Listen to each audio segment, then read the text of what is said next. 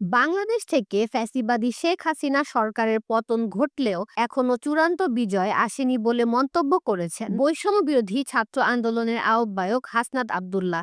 তিনি বলেছেন, আমরা পুরো ফ্যাসিবাদী রাষ্ট্র ব্যবস্থার মধ্যে শুধু শেখ হাসিনা এবং গণভবনের পতন ঘটাতে পেরেছি, কিন্তু গণভবনের সঙ্গে রাষ্ট্র উপাদানের অন্যান্য যে বিষয়গুলো রয়েছে সেগুলোর বিলোপ ঘটাতে পারেনি এবং এই ভূখণ্ডের মানুষ দীর্ঘদিনের লড়াইয়ের চূড়ান্ত বিজয় অর্জন করতে পারেনি। ৫ ফেব্রুয়ারি বুধবার দুপুরে বৈষম্য বিরোধী ছাত্র আন্দোলনের কেন্দ্রীয় কার্যালয়ে আয়োজিত এক সংবাদ সম্মেলনে তিনি একথা বলেন। হাসনাত আব্দুল্লাহ বলেন, আমরা শেখ হাসিনার নেতৃত্বে গড়ে ওঠা আওয়ামী ফ্যাসিবাদী সরকারের পতন ঘটিয়ে ছাত্র জনতার সরকার প্রতিষ্ঠা করেছি।